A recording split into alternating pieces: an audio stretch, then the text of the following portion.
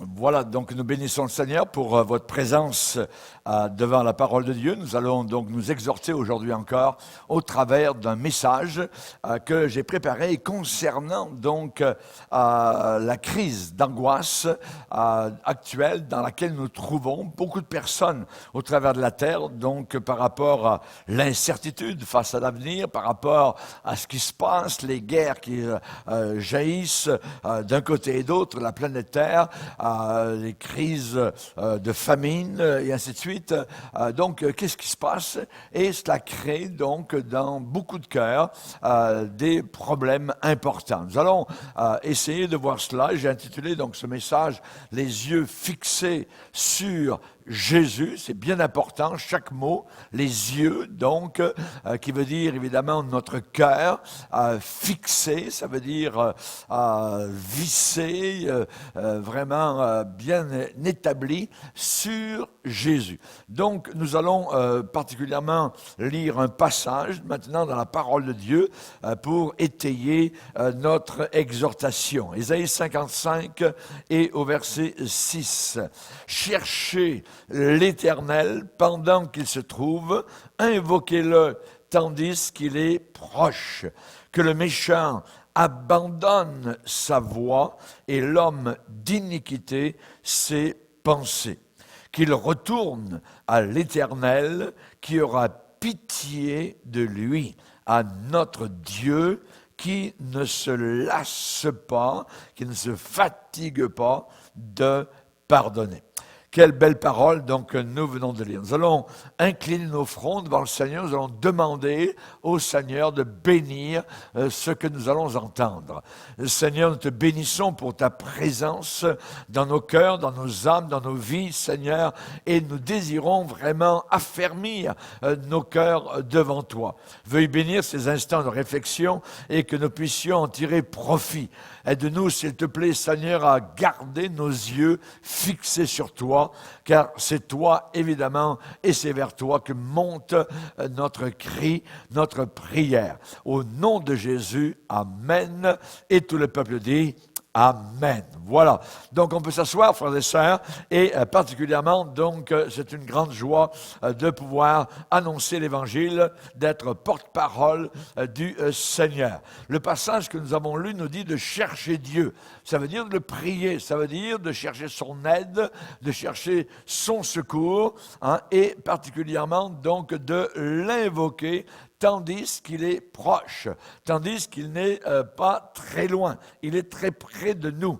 Que le méchant abandonne sa voie de méchanceté, c'est normal, et que l'homme d'iniquité, l'homme de péché, abandonne ses pensées mauvaises, qu'il retourne à l'Éternel, et quelle sera la réaction de l'Éternel?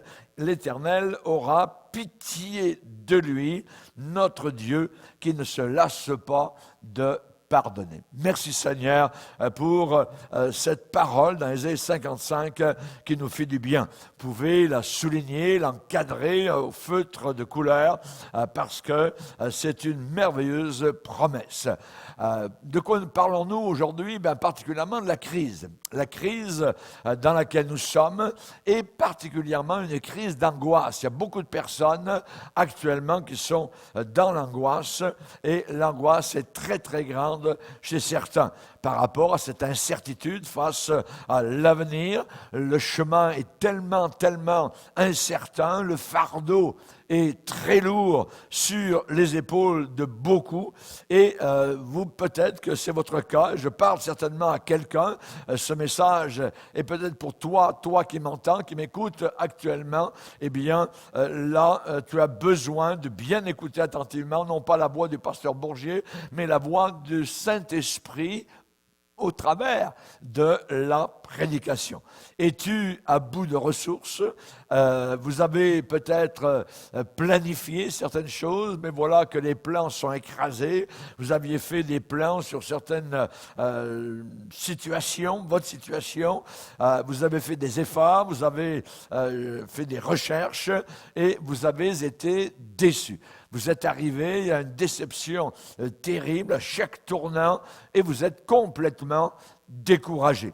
Peut-être que cela décrit votre situation actuelle et vous dites, eh bien, il n'y a plus rien à faire, j'abandonne, je lâche les rames, il faut que je renonce donc à lutter. Alors j'aimerais vous dire que précisément, vous êtes le genre de personne que Dieu recherche. Vous êtes une personne mûre pour la délivrance que Dieu veut vous accorder. Donc, il y a une promesse dans la parole de Dieu qui vous est faite.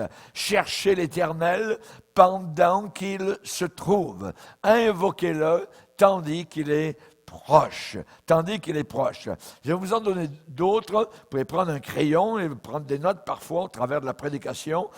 Au psaume 102, verset 18, « Dieu est attentif à la prière du misérable, il ne dédaigne pas sa prière. » Dieu n'a pas de dédain, de mépris par rapport à votre prière. Il est attentif à votre prière. Ça veut dire qu'il écoute vraiment avec une grande attention ce que vous êtes en train de lui dire.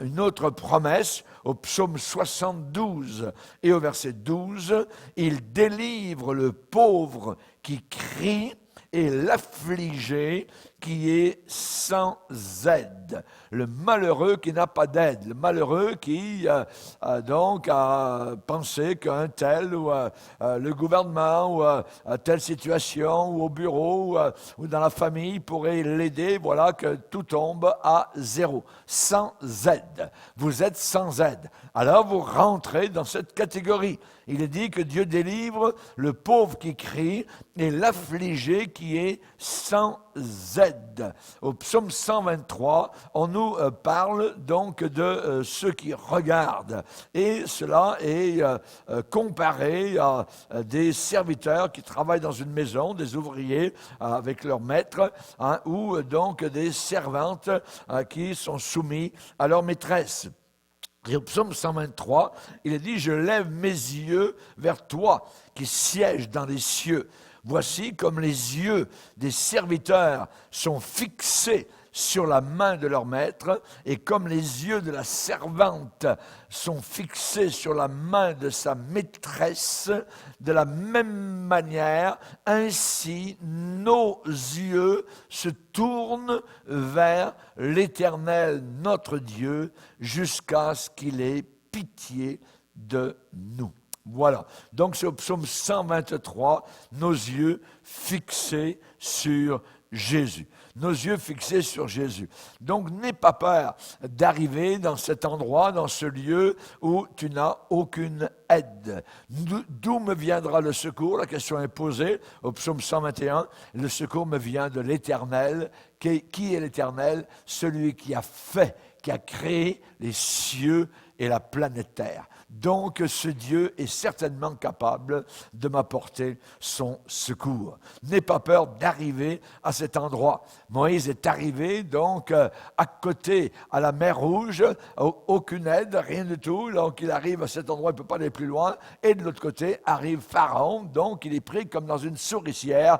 Il n'y a pas de lieu donc de secours. Mais Dieu, d'en haut, a vu cela, et vous connaissez la suite de l'histoire, merveilleuse, au travers des siècles, on l'a raconté, Dieu a ouvert une mer entière pour que son peuple passe au travers et que ses ennemis y soient engloutis. Donc, merci Seigneur, lorsque Jacob fuyait la maison paternelle et qu'il était sous, je dirais, la colère de son frère Ésaü qui voulait le tuer, eh bien, la première nuit, alors qu'il s'en va, il est dans le désert, il a sous sa tête un oreiller en pierre, et là, durant la nuit, le Seigneur se montre à lui, il voit dans cette vision merveilleuse une échelle appuyée sur la terre et dont le sommet touchait au ciel. Et il y avait des anges de Dieu qui montaient et descendaient par cette échelle.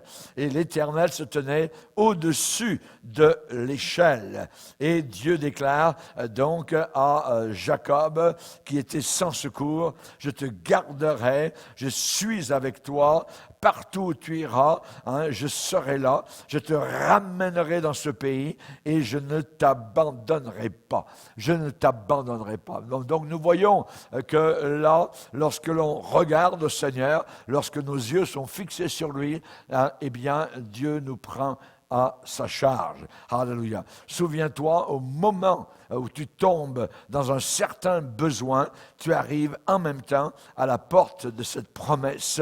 Il délivre le pauvre qui crie. Le pauvre qui crie. Amen. Donc, quoi faire? Eh bien, dès que arrive un certain besoin dans ta vie, ne commence pas à t'inquiéter. Non, parce que nos extrémités à nous, eh bien, sont les opportunités d'action du Seigneur. Je répète cela, c'est merveilleux. Nos extrémités sont les opportunités du Seigneur. Alors, commence à bénir Dieu, parce que Dieu va agir, Dieu va bénir, Dieu va pourvoir. Il s'appelle Jéhovah Jireh, l'Éternel qui pourvoit à nos besoins. C'est ce qu'Abraham donc a appris dans Genèse 22. Donc rappelons-nous la promesse, il délivre le pauvre qui crie. Il ne suffit pas seulement que quelqu'un soit dans un besoin, il faut crier à Dieu. Il faut crier au Seigneur. Un besoin tout seul, un besoin immense, un besoin qui est là, amène quoi? Le désespoir. Le désespoir. J'ai un besoin immense, je ne peux pas y répondre, personne ne peut y répondre, je suis sans aucune aide. Mais que nos yeux s'élèvent et soient fixés sur Jésus, alors cela change toute la donne. Voyez? Donc un besoin tout seul amène le désespoir, mais un besoin plus un cri vers Dieu, c'est le lieu de la prière et c'est le lieu où les roues, je dirais, de la réponse, de la provision commencent à se mettre en branle. Les détresses de l'âme sont comme des douleurs d'enfantement de la prière. Dans ma détresse, j'ai crié à Dieu, va dire David. Dans ma détresse, j'ai crié à Dieu. Invoque-moi au jour de la détresse et je te répondrai et tu vas me glorifier. Quelqu'un parmi vous est-il dans la souffrance? Qu'il prie. Voilà ce que le Nouveau Testament nous dit. Le pasteur de Jérusalem, Jacques, au chapitre 5, dans son épître, nous dit cela. Quelqu'un parmi vous est-il dans la souffrance? Qu'il prie. Le chagrin, généralement, amène les pleurs. Et la joie amène des sourires. Mais on n'est pas toujours dans les sourires. On est parfois dans les pleurs. Alors, il y a une provision. Quelqu'un parmi vous est-il dans la souffrance? Qu'il prie. David a dit au psaume 9, « L'Éternel est un refuge pour l'opprimé, un refuge au temps de la détresse. » Ce mot « détresse », dans l'original hébreu, eh bien, cela veut dire au temps du lieu étroit. Au temps du lieu étroit, au moment où on est comme resserré, où on est comme acculé dans un coin, on est pris de toutes bords, on est encerclé par les problèmes, eh bien, ça s'appelle la détresse. L'Éternel est un refuge pour l'opprimé, un refuge au temps de la détresse. Donc Dieu veut que le besoin nous fasse crier vers lui. Voilà. Dieu ne dit pas qu'il va délivrer le pauvre qui s'inquiète, le pauvre qui se tourmente, le pauvre qui murmure, qui se démène. Non, il n'y a aucune promesse dans ce sens-là. Mais la promesse, elle est pour le pauvre qui crie. Le pauvre qui crie à Dieu. Le pauvre qui lève ses regards vers Jésus. Alors, est-ce que tu cries à Dieu chaque jour? La prière est-elle une habitude de ton âme en détresse? Dès qu'un besoin se présente, ta première impulsion, eh bien, est-ce que c'est le mécontentement? Est-ce que c'est le murmure? Ou bien c'est crier à Dieu, crier au Seigneur. Les murmures, généralement, proviennent de la chair. Mais crier à Dieu vient de Dieu. Et ça, c'est bien différent. C'est Dieu qui produit en nous le vouloir et le faire. Quand on a soif, qu'est-ce qu'on fait? Eh bien, généralement, on va vers la source, on court vers la source. Lorsque Samson servait le Seigneur, la Bible dit, Samson, pressé par la soif, invoqua l'Éternel. et le Seigneur ouvrit une cavité dans un rocher et l'eau a jailli et Samson est venu se désaltérer. Et notre rocher, c'est Christ. Et à la croix du Calvaire, Christ a été frappé, Christ a été ouvert, le rocher a été cassé et de ce rocher ont coulé des fleuves d'eau vive qui peuvent encore aujourd'hui nous désaltérer. Merci Seigneur. Quand on a faim, que faire? On court à l'épicerie, on court pour aller chercher du pain, voyez. Et lorsque l'âme éprouve, je dirais, l'étreinte et la pression du besoin, on doit courir vers Jésus, vers la prière. Quelqu'un parmi vous était dans la souffrance, qu'il prie. Voyez, prier. Et généralement, donc, lorsqu'on arrive sur la route, à des croisements de routes, de voies, généralement, on a des poteaux indicateurs. Généralement, il y a un stop qui est là. Alors, quand on arrive au stop, qu'est-ce qu'on fait généralement? On regarde à droite, à gauche, voyez, on écoute s'il y a des bruits, un moteur, une voiture qui s'en vient, un camion. Donc, c'est ce qu'on fait lorsqu'on arrive à un croisement de route. Et quand vous êtes à la croisée des routes, eh bien, l'avertissement de Dieu, c'est quoi? Crie vers Dieu, crie vers Dieu.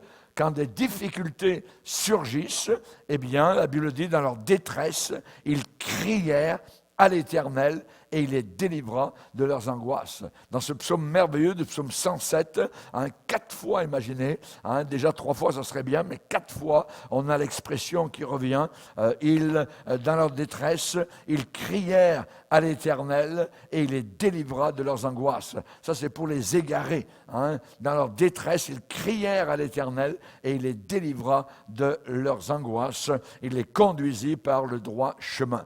Un peu plus loin, on a une autre catégorie de personnes, sont les prisonniers, prisonniers de toutes sortes de choses, de passions, de péchés. Dans leur détresse, ils crièrent à l'Éternel et il les délivra de leurs angoisses. Il les fit sortir des ténèbres et de l'ombre de la mort. Il rompit leurs liens, leurs chaînes. Merci Seigneur. Un peu plus loin, on a les malheureux, ceux qui touchaient aux portes de la mort. Dans leur détresse, ils crièrent à l'Éternel et il les délivra de leurs angoisses. Il envoya sa parole et il les guérit. Donc, nous avons cela dans la parole de Dieu. Une 4e fois, c'est les naufragés, les marins perdus. Et là, il est dit, dans leur détresse, ils crièrent à l'Éternel et il les délivra de leurs angoisses. Il arrêta la tempête et ramena le calme. C'est merveilleux. Donc, relisez peut-être aujourd'hui le psaume 107. C'est un psaume merveilleux.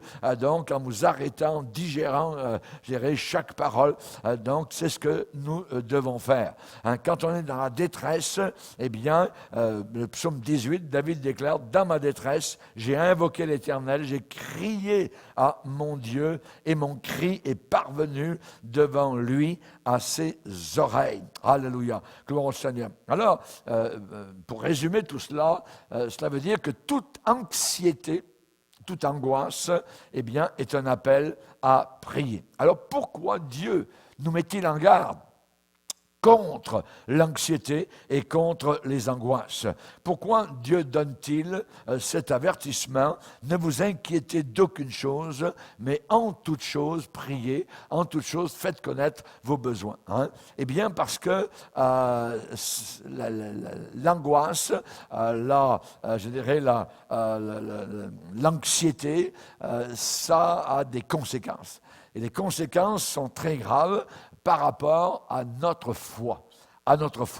L'inquiétude a une conséquence, c'est que ça empêche notre foi de s'exprimer vers le Seigneur. La foi, qu'est-ce qu'elle fait? Elle regarde simplement à Jésus. Elle regarde à Jésus.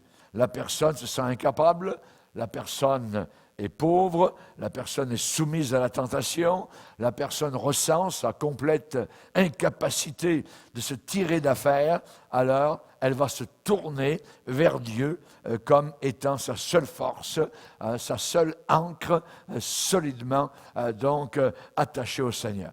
Alors, nous chantons dans l'Église de Dieu, « Je n'ai que Jésus ». Je n'ai que Jésus pour me relever. Je n'ai que Jésus pour me guérir. Je n'ai que Jésus comme espérance de sa puissance.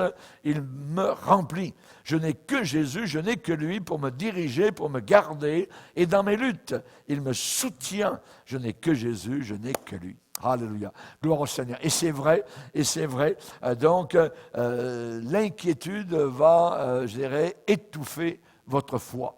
L'inquiétude va prendre une ampleur terrible, et votre foi va diminuer. La foi et l'inquiétude ne peuvent pas marcher ensemble. Voyez, la foi va regarder à Dieu. Regardez Josué devant Jéricho, regardez Josué dans la conquête des ennemis, regardez Gédéon devant une centaine de milliers de Madianites avec simplement quelques soldats, donc même pas un millier, vous voyez, 300. Mais il a regardé vers Dieu. David a regardé à Dieu lorsqu'il a confronté Goliath, Déborah, Barak, ainsi de suite. Il y en a beaucoup d'autres donc qui évidemment ont regardé à Dieu. Mais l'anxiété va faire en sorte que vous regardez uniquement aux difficultés. Uniquement aux difficultés. L'anxiété va faire en sorte que vos regards vont se détourner de Dieu. Et vous allez fixer vos regards uniquement sur vos circonstances. Quand Pierre a marché sur les eaux, tant qu'il a regardé Jésus, ça a fonctionné. Et vous connaissez la suite. Quand il a commencé à regarder ces circonstances, il a commencé à couler. Les 10 espions regardaient uniquement avec leurs yeux charnels les pierres de taille, les fortifications des villes cananéennes. Et donc, ils ont dit, on ne pourra pas. Ils ont regardé les géants.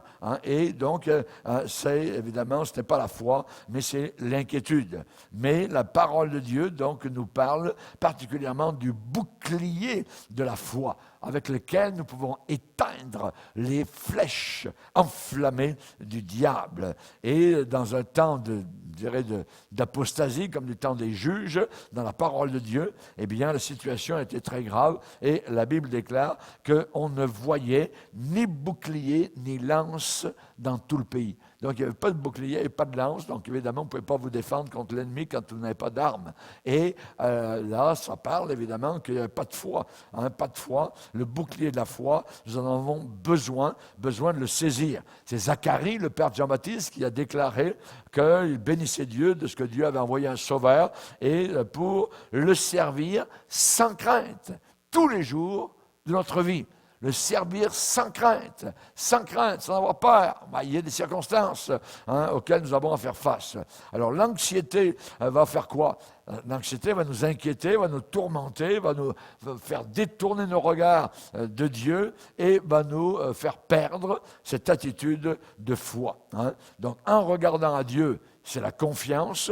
En regardant à Dieu, évidemment, donc, on est assuré, on est fortifié. Mais en regardant uniquement à nos circonstances, à nos difficultés autour de nous, alors nous sommes dans l'inquiétude. Alors, le commencement de l'inquiétude, c'est la fin de la foi. C'est la fin de la foi. Mes yeux regardent toujours au Seigneur.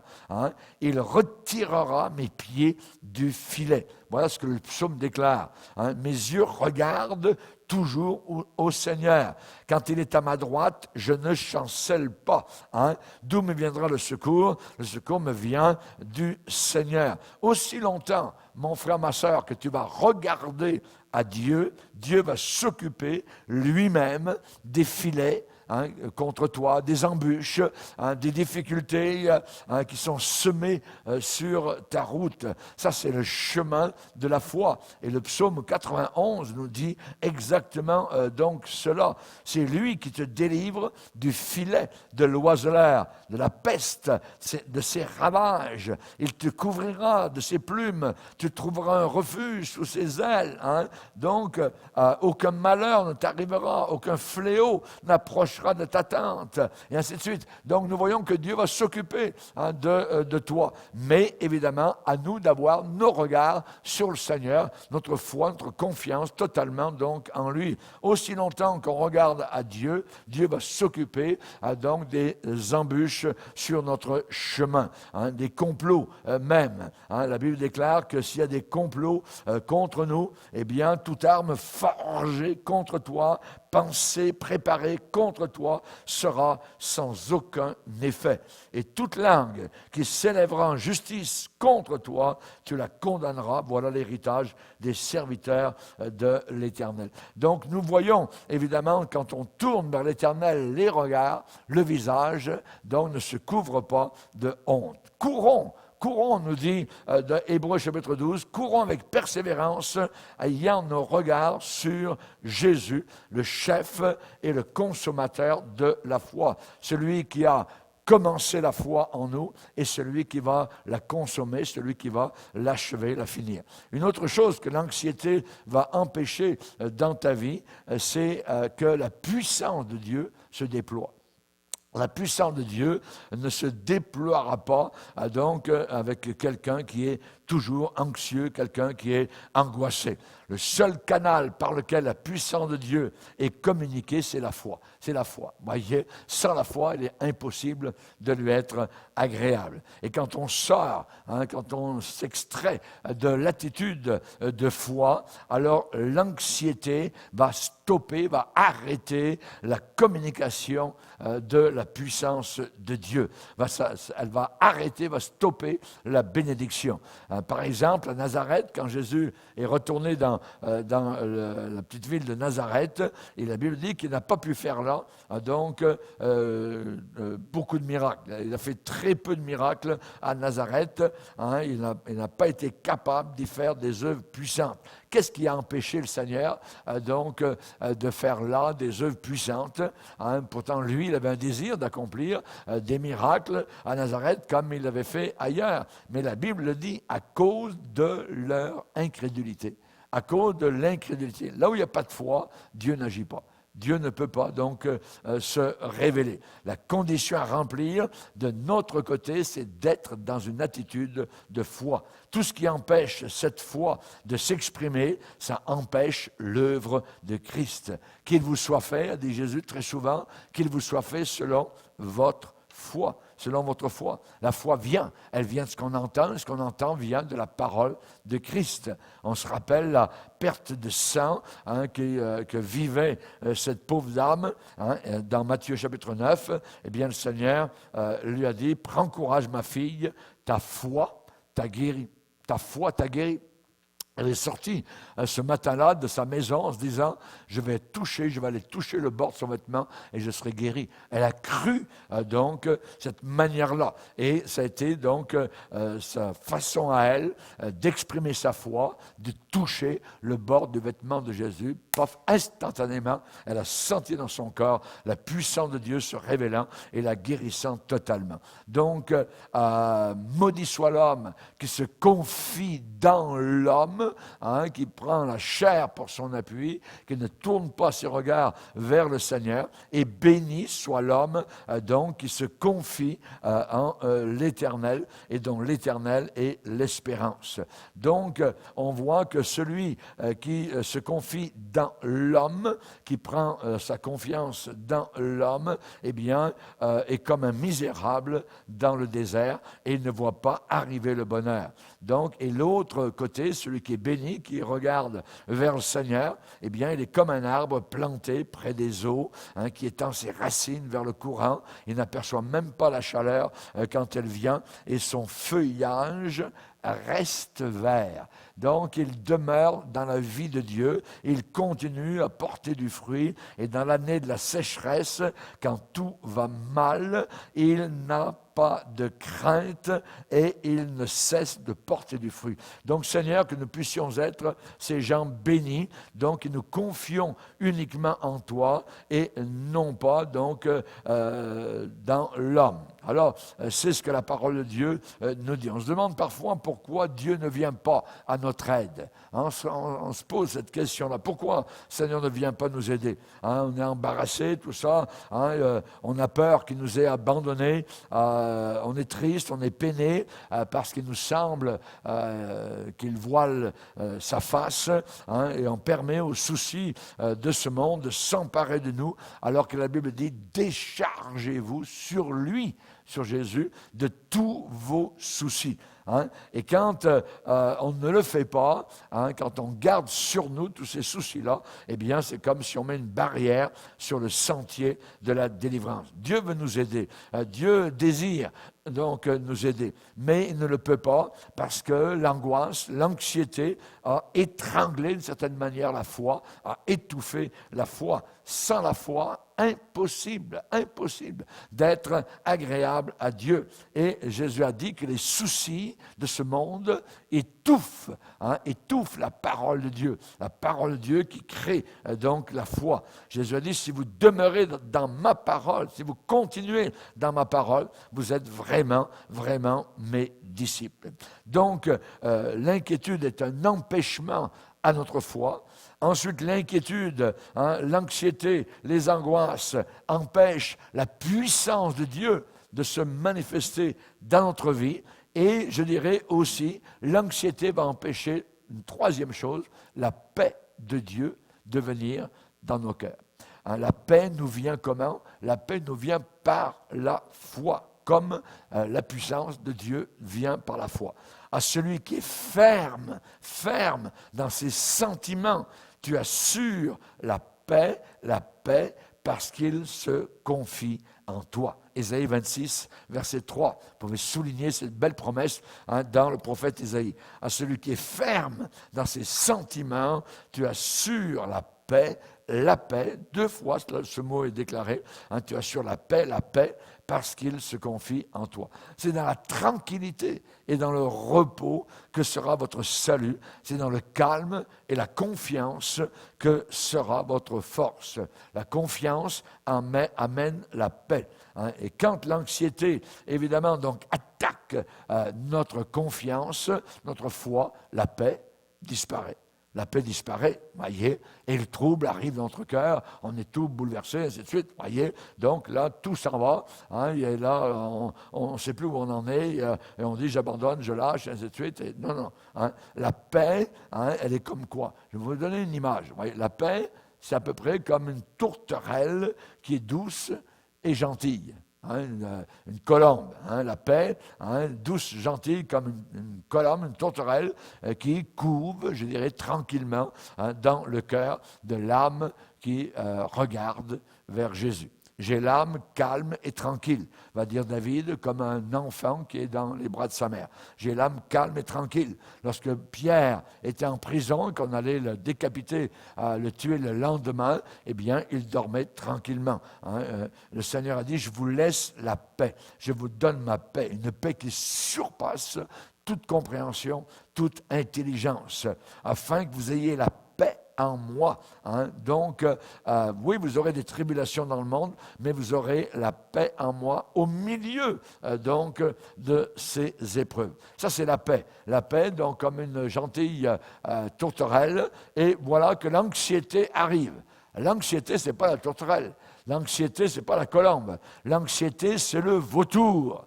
Le vautour féroce, avec ses griffes, voyez, qui torture le cœur de sa victime, avec son bec, avec ses serres, avec ses ongles, ses griffes, jusqu'à ce que la vie quitte donc la victime et que mort s'en suive. Le vautour, c'est l'inquiétude, c'est l'anxiété, l'angoisse qui entre. Et quand le vautour arrive, eh bien, la colombe, la tourterelle s'envole, prend la fuite. Donc, pour résumer, puisque l'anxiété empêche la foi en Dieu, brise aussi la puissance de Dieu en nous, et troisièmement, puisqu'elle détruit notre paix, alors pas étonnant que Dieu nous invite à nous jeter à genoux dès que l'anxiété paraît à l'horizon. Dès que l'anxiété paraît à l'horizon. C'est ce que Daniel, le prophète, a fait à Babylone. Donc, il a vu, il y a des problèmes qui s'en viennent, interdit de prier Dieu, décret gouvernemental, décret sévère à quiconque, tout ça, prie un autre Dieu que le roi Nebuchadnezzar, tout ça, oh là là. Donc, qu'est-ce qu'il a fait? Il a crié. Il a crié à Dieu, mais il l'a fait comme il faisait à son habitude. Il a continué donc à prier. La Bible dit qu'il s'est mis à genoux comme il le faisait auparavant. Donc, vous connaissez la suite, donc Dieu a revendiqué sa cause dans la fosse aux lions. Toute anxiété est pour nous un signal de prier, signal de prière de la part de Dieu, un signal rouge sur notre route, une lumière rouge. Attention, prie vers Dieu, un signal d'alarme sur le chemin. Quand les besoins anxieux se glissent dans notre cœur, Dieu nous crie « Arrête de faire du souci, tu vas perdre la foi, tu vas exclure ma puissance de ta vie et tu vas détruire ma paix dans ton cœur. Prends garde, fais attention. Quand le danger est là, mets-toi vite en prière. Ne t'inquiète d'aucune chose, mais prie. Et ma paix qui surpasse ton intelligence va garder ton cœur et tes pensées en moi. Regarde vers moi, les yeux fixés sur Jésus. Et je terminerai par cet exemple dans la parole de Dieu avec le roi Josaphat. Le roi Josaphat, donc, un jour a vu les armées venir contre lui, tout ça, et l'état du peuple, eh bien, était misérable. Il a prié vers le Seigneur. Il a fait une prière. Il a dit, Seigneur, dans 2 Chroniques, chapitre 20, verset 12, Seigneur, nous sommes sans force. Nous sommes sans force. C'est souvent notre condition. Dans la maladie, on n'a pas beaucoup de force. Peut-être devant nos péchés. Que sommes-nous devant les difficultés? Ou même la mort. Que sommes-nous? Nous sommes sans force. Rappelons-nous, Jésus dit, sans moi, vous ne pourrez rien faire. Ensuite, Josaphat, eh bien, il a dit, Seigneur, nous sommes sans force devant cette multitude nombreuse. Donc, la puissance ennemie qui s'avançait contre le roi Josaphat. Donc, il n'a pas fait la politique d'autruche, voyez, ignorer le mal ne nous en délivre pas, non, devant cette multitude nombreuse. Mais nous ne devons pas nous laisser hypnotiser par l'adversaire. Jésus a appelé l'adversaire Satan l'homme fort. L'homme fort, voyez. Mais Jésus a triomphé de l'homme fort à Golgotha. Alléluia. Merci Seigneur. Il a dépouillé littéralement donc Satan de sa puissance. À nous évidemment d'utiliser maintenant notre filialité envers Jésus-Christ, envers le Seigneur. Alors Josaphat a dit, nous sommes sans force devant cette multitude nombreuse, et il a dit son désarroi, nous ne savons que faire. On ne sait pas quoi faire. Nous ne savons pas quoi faire. Donc, souvent, on a entendu ces paroles, peut-être que nous-mêmes, on les a dites, je ne sais même plus quoi faire, je ne sais pas, je n'ai pas d'issue, j'ai pas, dans le monde, ils disent, je ne sais pas à quel saint me vouer. Donc, c'est une autre manière de dire qu'il n'y a pas de solution à l'horizon. Nous ne savons que faire, désarroi. Mais voilà, Josaphat a donné la solution. Il a dit, mais nos yeux sont sur toi. Mais nos yeux sont sur toi. Garde tes yeux sur Jésus, mon frère. Garde tes yeux sur Jésus, ma sœur. C'est la solution intelligente de la foi. Nous ne regardons pas au mal qui nous assaille. Nous ne nous laissons pas captiver par le mal, mais nous regardons au Seigneur. Tournez-vous vers moi et vous serez sauvés. Vous serez sauvés. Hébreux 12 nous demande d'avoir les yeux fixés sur Jésus. Que sommes-nous sur la terre? Nous ne sommes que des pèlerins. Nous sommes des pèlerins, donc, en cours de route, et nous allons vers notre chez nous, vers la ville d'or, et le cantique dit, pèlerin de la ville d'or, toujours regarde à Jésus. car c'est pour toi qu'il a souffert la mort. Toujours regarde à Jésus. Quand tout est dans l'obscurité, toujours regarde à Jésus. Son doux regard donne la clarté. Et lorsque Satan veut t'égarer, toujours regarde à Jésus. Par lui, toujours tu peux triompher. Te sens-tu triste, découragé? Toujours regarde à Jésus. Ton cœur souffrant, il veut et il peut soulager. Et lorsque, un jour, s'approchera la mort, toujours regarde à Jésus. C'est avec lui qu'on atteint le port. Merci Seigneur. Baissons nos têtes et prions Dieu. Seigneur, nous sommes devant toi. Nous te bénissons.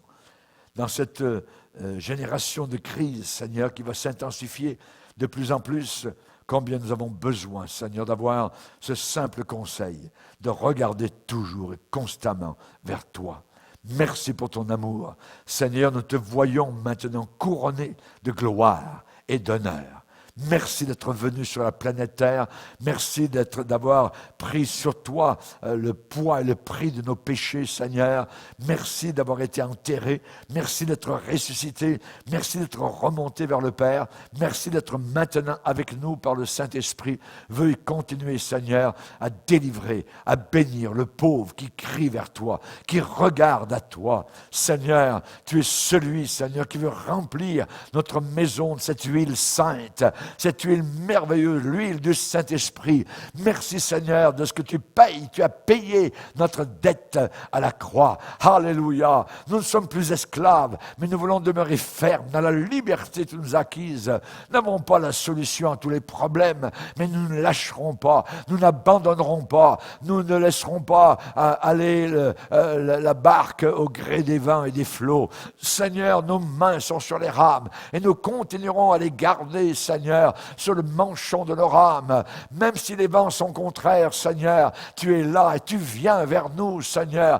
Même si c'est à la 4e veille de la nuit, Seigneur, tu es là et tu veilles sur nos cœurs et nos âmes. Merci pour nos familles. Merci pour ce frère, cette sœur, Seigneur. Encouragé, fortifié au travers de ta parole, Seigneur. Tu es près de nous, tu es proche de nous. Tu ne te lasses pas de pardonner. Tu ne te lasses pas, Seigneur, envers celui qui revient humblement vers toi. Au nom puissant de Christ Jésus, nous prions ces choses. Amen et Amen. Et tout le peuple dit Amen. Amen. Alléluia. Ô pèlerin de la ville d'or, Dieu te bénisse, Dieu t'encourage et à la prochaine.